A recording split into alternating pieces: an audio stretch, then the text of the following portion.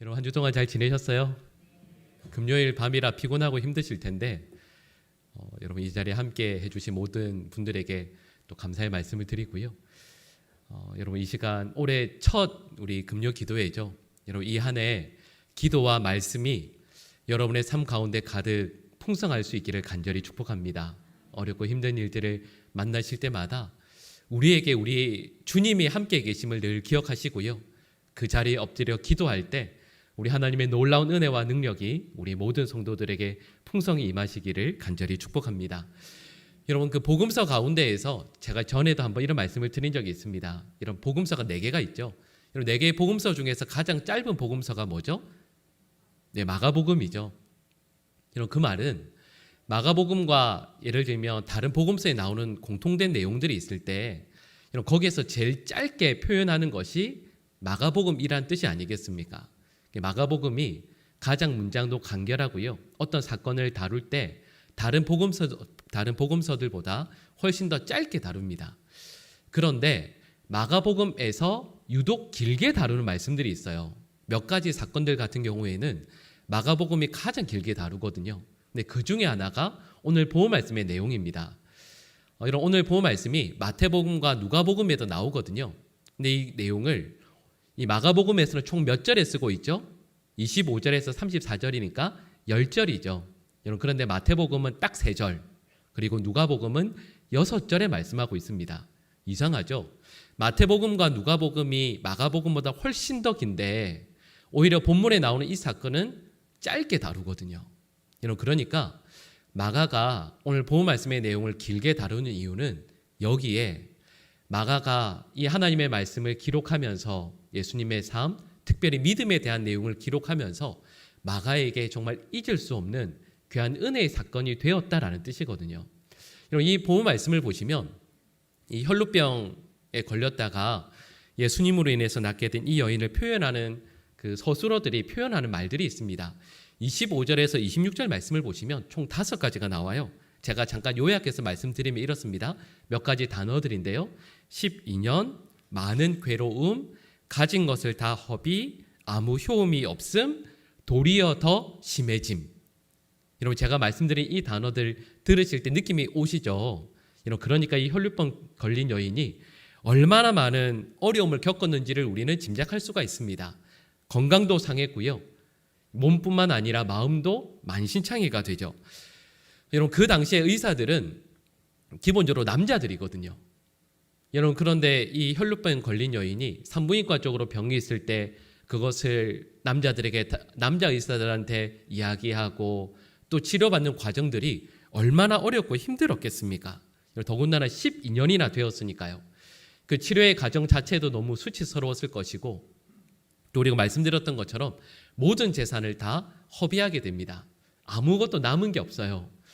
그러니까 말씀드렸던 것처럼 이 혈루병 걸렸던 여인은 지금 이 순간 이 자리 가운데에서 아무것도 남지 않은 절망적인 상황이라는 것을 우리는 알게 됩니다. 여러분 그리고 오늘 본 말씀의 이 기적 사건은 정말 특별한 사건이에요. 왜냐하면 병이 낫기 위해서 예수님께서 보통 어떻게 하시죠? 예, 말씀을 하시잖아요. 아니면 만져주시든 뭐라고 하시지 않습니까? 근데 오늘 본 말씀은 어떤 것도 나오지 않습니다. 예수님께서 어떤 말씀도 하시지 않으시고 어떤 행동도 하지 않으셨음에도 불구하고 이 기적이 일어나게 되는 거죠. 그러니까 여러분 이 본문 말씀은 저희들에게 주님께서 기뻐하시는 믿음이 무엇인가를 저에게 명확히 보여주고 있습니다. 오늘 본문 말씀의 내용을 보시면 이 여인이 어떤 마음, 어떤 태도로 예수님 앞에 달려가서 그 옷자락을 만졌는지를 우리는 짐작할 수가 있어요. 여러분 아무리 많은 사람이 예수님 둘레에 있다 할지라도 이 여인의 믿음은 이런 거죠. 그 많은 사람들이 예수님의 옷을 만지고 있고 잡아서 끌고 있어도 내가 예수님을 믿음으로 그 옷자락을 만지기라도 하면 어디라도 만지기만 하면 나의 병이 나을 것이라 믿었습니다. 여러분 제가 방금 드린 이 말씀을 여러분 좀 쉽게 설명해 볼까요? 여러분 저는 이 내용을 그 원고로 이렇게 쓰면서 이런 생각을 했습니다. 이 여인이 마음에 그림을 그리고 있다라는 생각이 들었습니다. 우리 오늘 본문 28절 말씀 한번 같이 읽어볼까요? 같이 읽겠습니다. 이는 내가 그의 옷에만 손을 대어도 구원을 받으리라 생각함일러라. 아멘. 여러분 28절 말씀을 한번 잘 생각해 보세요. 28절 말씀에 이는 내가 그의 옷에만 손을 대어도 구원을 받으리라 생각하였다. 이렇게 말씀하고 있지 않습니까? 여러분 이걸 이 여인이 계속해서 마음속에 떠올리고 기억하고 생각하는 거죠. 여러분 그리고 여기에서 우리는 신앙이 무엇인지를 알게 됩니다. 여러분 신앙이라는 것은 나의 마음 가운데 하나님의 약속의 말씀을 붙드는 거예요. 근데 약속의 말씀을 붙드는데 이런 거죠. 나의 마음에 그 약속의 말씀을 붙들고 하루하루를 살아가면서 약속의 말씀을 붙들었을 때 일어나는 결과들이 있지 않겠습니까? 근데 여러분 그걸 나의 마음의 그림판에 그림을 그려내는 거죠. 여러분 나의 삶을 만약에 그림으로 그린다라고 한다면 희망이 없어 보이고 어두컴컴한 색으로 그릴 수밖에 없을 때가 있습니다. 여러분 그런데 그리스도인은 그 가운데 절망하지 않죠. 내 마음의 그림판에 아무리 색이 검은색이라 할지라도 희망 같은 것은 보이지 않는다 할지라도 우리는 그 가운데 마지막에 누굴 그리죠? 예수 그리스도를 그리지 않습니까? 여러분 생각해 보세요. 검은색 그림판에 거기에 한 가운데에 예수님께서 그림으로 그려지셔서 그 주님께서 우리의 마음판에 서 계시는 그 모습을 그리게 되면 여러분 우리 삶의 그림이 완전히 달라지지 않겠습니까? 여러분 이스라엘 백성들과 블레셋 군인들이 엘라 골짜기에서 서로 대치해서 싸울 때가 있었습니다. 여러분 이 내용 아시죠? 여러분 이 블레셋의 장수가 누구죠? 골리앗이잖아요. 여러분 이스라엘은 그 앞에 누가 서 있냐면 사울 왕이 서 있고 이스라엘의 그 많은 군사들이 서 있습니다. 여러분 근데 그거 아세요? 그 말씀을 읽어보면 사울 왕과 모든 이스라엘 군사들이 마음에 다 한 사람 한 사람 모여서요 큰 그림을 그립니다. 어떤 그림을 그리죠? 다 마음의 펜을 꺼내서 붓을 꺼내서 그림을 그리는데 다 전부 다 검은색으로 그려요. 패배했다고, 졌다고, 우리 끝이라고 절망의 그림만 그리는데 여러분 그게 사울 왕을 중심으로 해서 모든 군사들이 다 한 마음 한 뜻으로 모여서 큰 그림을요 패배로 그립니다. 끝났다고 그리죠. 여러분 그런데 거기에 누가 나타나죠? 다윗이 등장합니다. 모든 군인들이 이제 다 끝났다라고 생각해서 시커멓게 희망이 없노라고 그리는 그 그림에 다윗이 나타나서 그 그림의 한 가운데 누굴 그려 넣는 거죠? 여호와 하나님을 그려 넣는 거예요. 모두가 끝났다라고 생각하는 그 그림판에 다윗 홀로 나타나서 나와 함께 하시는 그 하나님을 그 한 가운데 그려 넣는 겁니다. 여러분 그런데 그 그림을 그려 넣을 때 그냥 그려 넣는 게 아니에요. 이전에 내가 곰을 만나서 싸워야 했을 때, 사자를 만나서 싸워야 했을 때 내 인생의 마음 한가운데 계셨던 그 여호와 하나님을 바로 그 순간에 모든 사람들이 보는 앞에서 하나님을 그리는 거죠. 사망의 음침한 골짜기에서 여러분 사망의 음침한 골짜기 모두가 그리는 그 가운데에서 다윗은 그 한가운데 계시는 여호와 하나님을 그리니까 여러분 사망의 음침한 골짜기도 기쁨으로 달려가는 것 아니겠습니까? 오늘 본문 말씀에 나오는 여인이 그런 거죠. 마음에 그림을 그려요. 인생의 그 모습을 객관적으로 이야기하면 희망은 전혀 없죠. 노란색, 흰색, 예쁜 색은 여러분 그걸 들 수가 없죠. 소망이 없는데요. 시커멓게 인생의 그림을 그려야 되는 그 순간 거기에 한가운데 예수님을 그려 넣어요. 그리고 이 여인은 예수님을 내 마음에 내 인생에 그려놓고 나서 그 예수님을 의지해서 자기의 믿음의 걸음을 내딛게 되는 거죠. 여러분 여기 계신 많은 분들이 아마도 기도의 제목들이 다 있으실 거예요. 여러분 예를 들면 자녀를 위해서 다 기도하시지 않으세요? 우리가 자녀를 위해서 기도할 때 보통 이렇게 기도의 제목을 저에게 부탁하시거든요. 목사님, 제 아이가 신앙생활 잘하게 해주세요. 여러분 또 그리고 그걸 위해서 다 기도하실 거예요.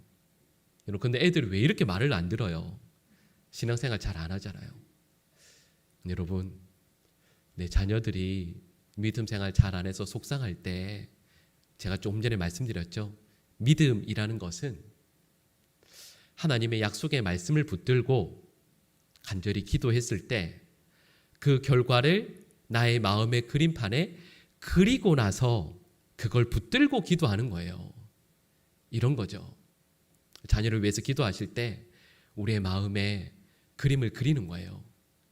내 아들이, 내 딸이 하나님 앞에 달려와서 무릎을 꿇고 펑펑 울면서 하나님 잘못했노라고, 하나님 위해 내 삶을 드리겠노라고, 이런 바로 그 모습을 내 마음의 그림판에 새겨놓고 그리고 그걸 붙들고 간절히 기도하는 거예요. 여러분, 이뿐만 아니죠.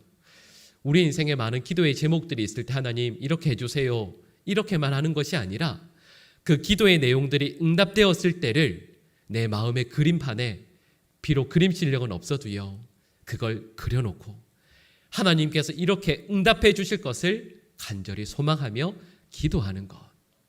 오늘 본문 말씀에 나오는 이 혈류병 걸린 여인이 바로 그렇게 하는 거죠. 분명히 소망이 없어 보이는 내 삶이지만 소망이 없어 보이는 내 삶에 예수 그리스도를 그리고 그 예수님을 초대하는 겁니다. 여러분, 이 한 해 저와 여러분들의 삶에 예수 그리스도를 날마다 초대하시는 우리 모든 주의 백성들 되시기를 간절히 축복합니다. 여러분, 붓을 들어서 지난 한 해 동안 너무 어두운 색으로만 그리신 거 아니세요? 여러분, 그건 어쩔 수 없죠. 객관적으로 생각을 해보면 그럴 수밖에 없었겠구나.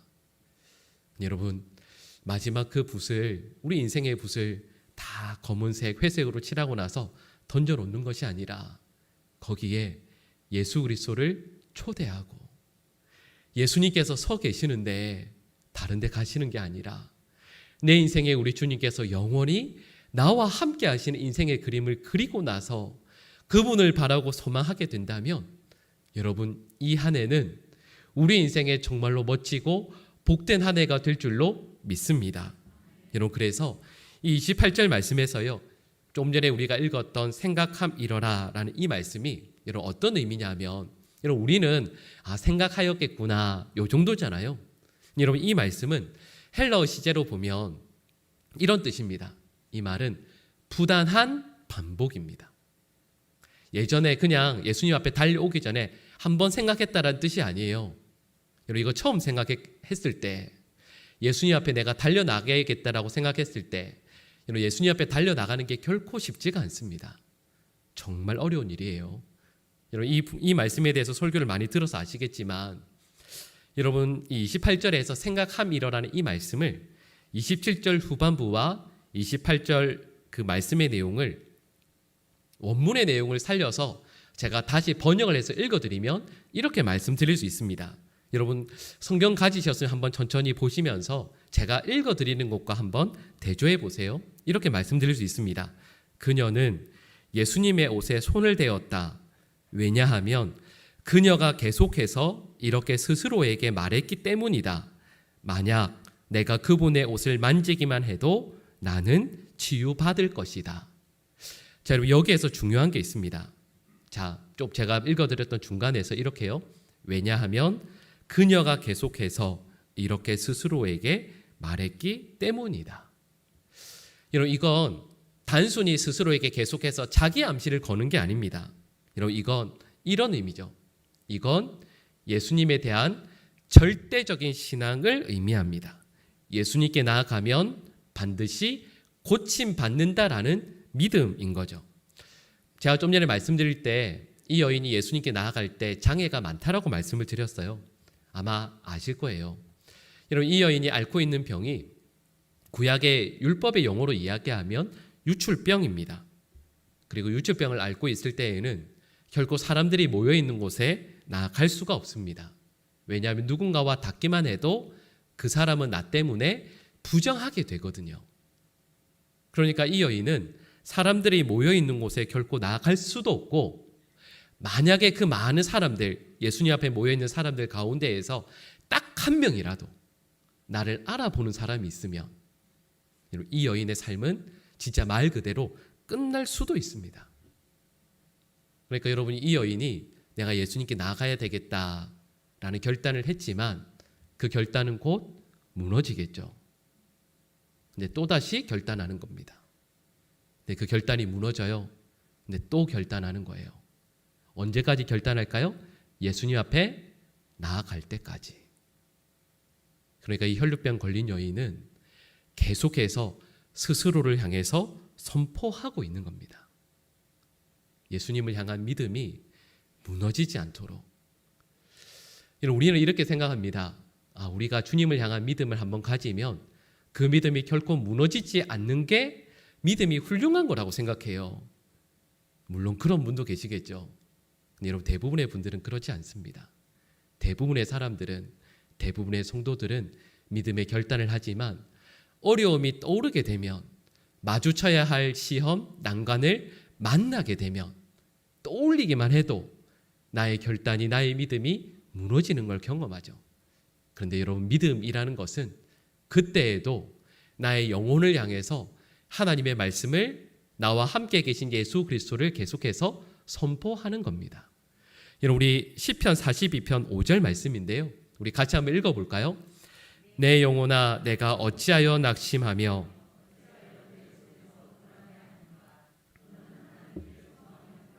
그가 나타나 도우심으로 말미암아 내가 여전히 찬송하리로다. 아멘. 이 시편 42편 5절 말씀을 읽으면 우리는 다윗이 어떠한 마음이었을지를 짐작할 수가 있습니다. 한번 하나님 앞에서 결단했더니 믿음이 흔들리지 않는 게 아니에요. 나의 영혼을 향해서 계속해서 선포해야 돼요. 한번 결단하고 한번 선포하면 그곳으로 믿음의 길을 끝까지 쭉 갈 수 있는 게 아니라 어려움을 만나고 시험을 만나게 되면 어쩌면 그렇게 우리의 마음이 무너집니까? 근데 그럴 때마다 다시 한번 나의 영혼을 향해서 계속해서 선포하는 거죠. 나의 영혼아, 어찌하여 낙심하는가?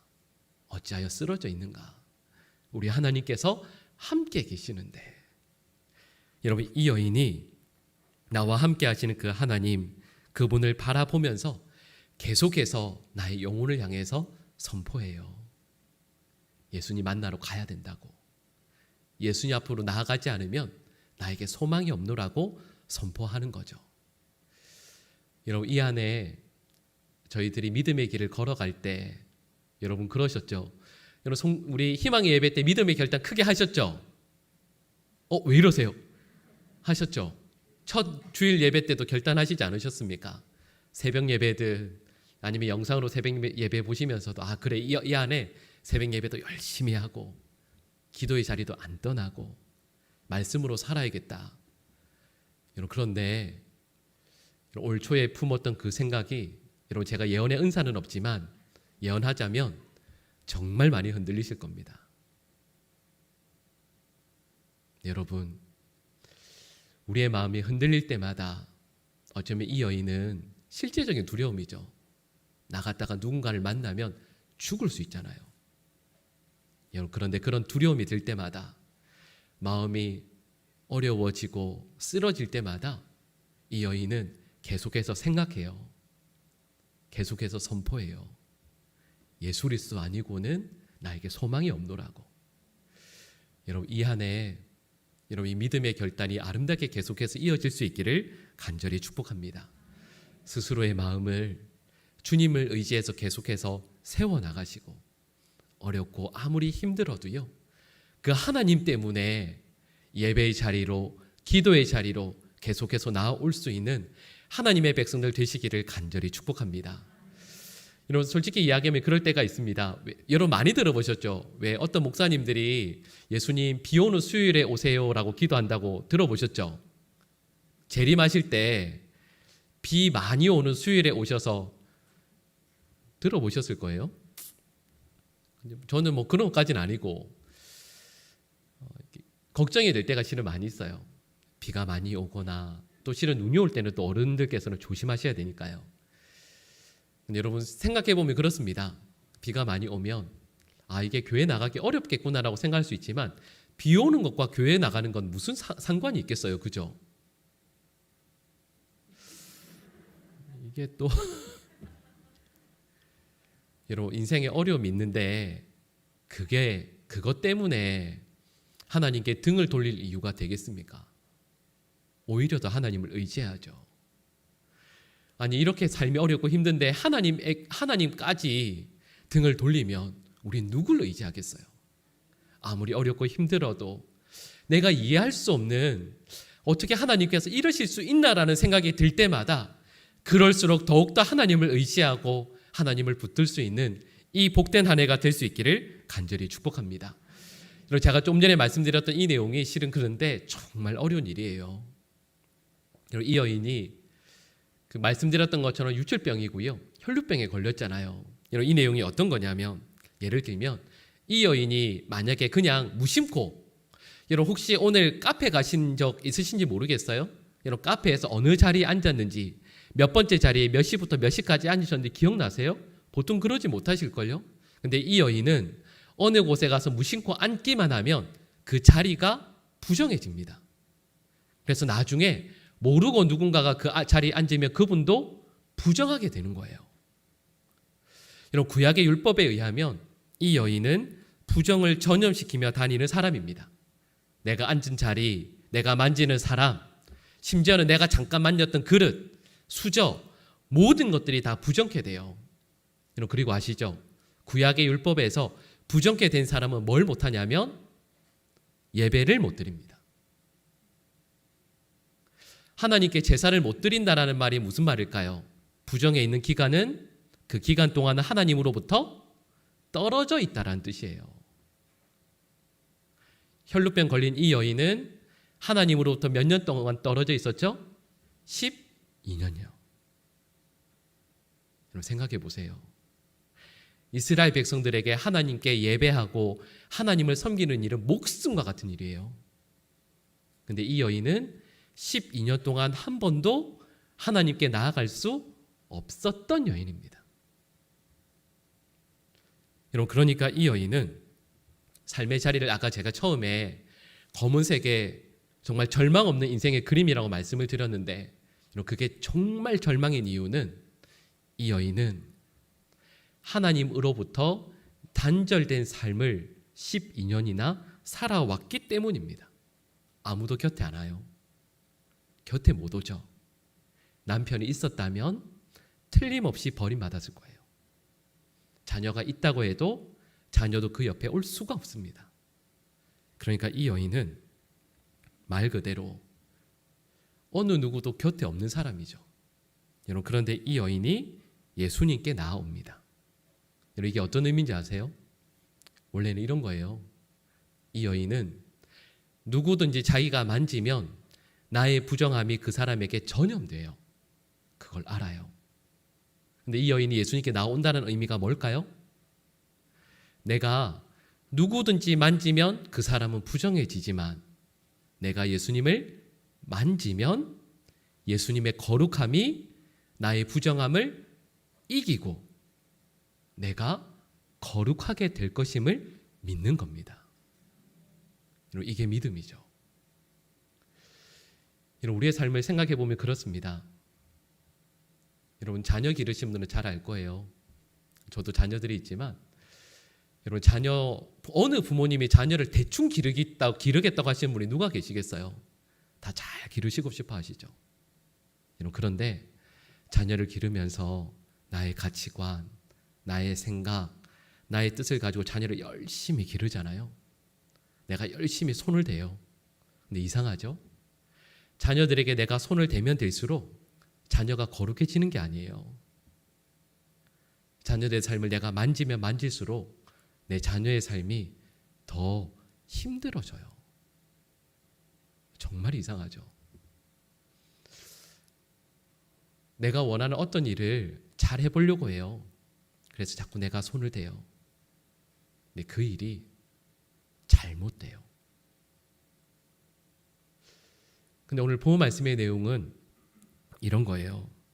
이 말씀의 내용은 내가 만지면 망가지는 나의 자녀의 삶이, 내가 잘 되기 원해서 아름다운 관계를 만들기 원해서 애를 썼던 남편과의 관계가, 누군가의 관계가 점점 망가지는 걸 경험하는 성도가 주님 앞에 나오는 거예요.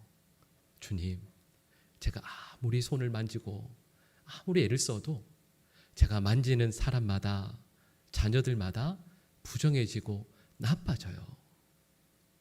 저의 부정함이, 저의 죄악이 아이에게, 내 가족에게, 누군가에게 자꾸 흘러가요.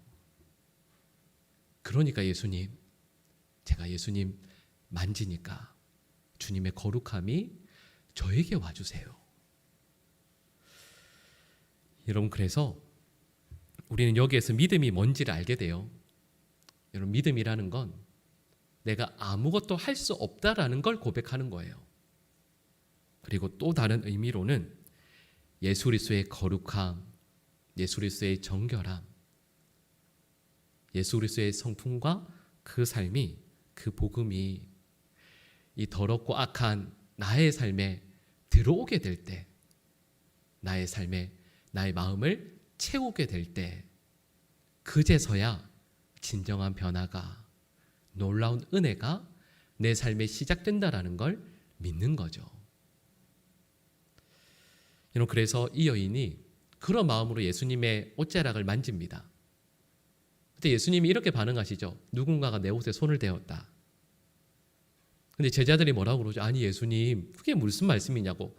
지금 전부 다 지금 예수님 옷 만지고 있고, 예수님 끌고 있고, 예수님 밀고 있는데, 전부 다 예수님 옷 만지고 있는데, 예수님의 몸을 만지고 있는데, 누군가가 예수님의 옷자락을 만졌다라는 말씀이 가당키나 하십니까? 근데 예수님께서 다르게 말씀하시죠. 아니다. 여기는 많은 사람들 가운데에서 믿음으로 나의 옷을 만진 사람이 있다라고 말씀하시는 거죠. 여러분, 이거 제가 방금 말씀드렸지만 이게 딱 예배랑 비슷하지 않나요? 많은 사람들이 예배하고 있지만 예수님께서 마치 아니다. 어느 교회에 10,000명 되는 성도가 예배드려도 내 앞에 진짜 예배하는 사람 여기 한 명 있다. 이렇게 말씀하시는 것 같아요. 이 여인은 정말 믿음으로 예수님을 구하고 찾는 거죠. 그리고 이 여인은 병이 나을 뿐만 아니라 그의 영혼을 고쳐주시는 것을, 회복시켜주시는 것을 경험해요. 여러분, 이 본문 말씀을 아까 우리가 교독해서 읽으실 때 혹시 보셨는지 모르겠어요. 여러분, 이 말씀을 보시면 여인의 이름이 나와요? 안 나와요? 안 나와요. 의도적으로 마가는 이 여인을 뭐라고 이야기하냐면 여자라고만 이야기합니다. 여자라는 말이 3번 나와요. 다른 말을 안 해요. 여자라고만 해요. 근데 예수님은 뭐라고 하시냐면 이 여자를 딸이라고 불러요. 여러분, 이게 어떤 말씀일까요? 좀 전에 말씀드렸던 것처럼 예수님 곁에 많은 사람들이 있잖아요. 근데 그 사람들은 말 그대로 스쳐 지나가는 사람들이에요. 근데 이 여인은 예수님의 가족이에요. 여러분, 저와 여러분들이 주님의 자녀 되길 원하고 주님의 아들, 주님의 딸 되길 원하잖아요. 그리고 우리 그렇게 스스로 고백하잖아요. 여러분, 아무나 그렇게 되는 거 아니에요. 예수 그리스도를 믿음으로 붙드는 사람, 예수 그리스도를 내 삶의 믿음으로 초대하는 사람, 예수님 말고는 어떤 희망도 삶의 소망도 없노라고 고백하는 그 사람, 여러분, 그 사람이 예수님께서 너는 내 딸이다, 내 아들이다 라고 하시는 음성을 듣는 거예요. 예수님 앞에 갔다고 해서 다 듣는 거 아닙니다. 여러분, 그 전설에 의하면, 그 전승에 의하면 이 여인의 이름이 베로니카래요. 이 여인이 언제 다시 나타나냐면 예수님께서 십자가를 지고 골고다 언덕으로 올라가실 때, 예수님께서 쓰러지셨을 때 한 여인이 나타나서 가장 좋은 천으로 만든 손수건으로 예수님의 땀과 피를 닦아드리는 내용이 나옵니다. 근데 그 여인이 바로 오늘 본 말씀에 나오는 이 여인이래요. 그리고 예수님께서 십자가에 못 박혀 죽으시는 것을 보고 이후에 예수 그리스도의 복음을 온 곳곳에 전하는 여인이 되었다라고 전합니다. 여러분, 예수님 만나기 전에는 부정을 전하던 여인이었는데 만나는 모든 사람들을 아프고 힘들게 하던 사람이었는데 그 여인이 예수님 때문에 거룩을 복음을 전하는 사람이 되죠. 여러분, 저는 우리 모든 성도들이 이 여인과 같이 예수님을 정말 만나는 하나님의 백성들 되시기를 간절히 축복합니다. 여러분, 이런 경험이 없으면 정말 예수님을 만나고 예수님께서 저와 여러분을 너는 내 딸이다, 내 아들이라는 음성을 듣지 못하시면 분명히 예수 믿는 사람이거든요. 그런데 열심히 신앙생활을 해요. 근데 하면 할수록 부정을 정해요. 거룩을 전하는 존재가 아니라 부정을 전할 수밖에 없는 존재가 된다고요. 주님을 만나지 않으면, 주님을 만나지 못하면요. 여러분, 주님 앞에 나아가는 그 은혜의 자리를 포기하지 않는 우리 모든 주의 백성들 되시기를 간절히 축복하고, 그 은혜의 자리로 나아갈 때 실은 망설일 이유, 나아가지 못할 이유가 정말 많죠. 교회가 멀고 불편하고, 또 금요기도회 왜 이렇게 늦게 시작하나, 늦게 끝나나, 주일에 사람은 이렇게 많나, 뭐 여러 가지 말할 수 있겠죠. 그러나 언제 어디서나 주님 앞에 기쁨으로 달려갈 수 있는 우리 모든 주의 백성들 되시기를 간절히 축복하고, 또 삶에 여러분 그럴 때 있어요. 내 인생의 그림을 얘기도 안 했는데 옆에서 누가 막 그려줄 때가 있어요. 이분들이 물감을 꺼내든 저의 인생을 까맣게 막 그려주실 때가 있어요. 그러지 말라고 해도 시커멓게 그려주고 그렇게 규정할 때가 있어요. 너 이제 끝났다고, 소망이 없다고. 여러분, 믿음은 그 절망이 없는 그 순간에, 그 그림의 한 중간에 예수 그리스도를 그리는 거예요. 여러분, 이 한 해 어떤 일을 만난다 할지라도 예수 그리스도를 그려 넣으시고,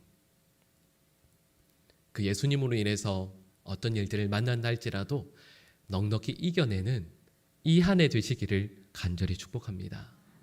예수님께서 저와 여러분들을 불러주시는 그 음성을 들으실 수 있게 되기를 간절히 축복하고, 정말 애썼는데, 가정을 위해서도 사회에서 어떤 일을 위해서 그렇게 애를 썼는데도 어떤 것도 되지 않아서 낙심해서 울고 있는 저희들에게 주님께서 우리를 불러주시는 그 음성을, 우리의 손을 잡아주시는 그 손을 만지고 감사하고 기뻐하는 이 복된 한 해 될 수 있기를 간절히 축복합니다.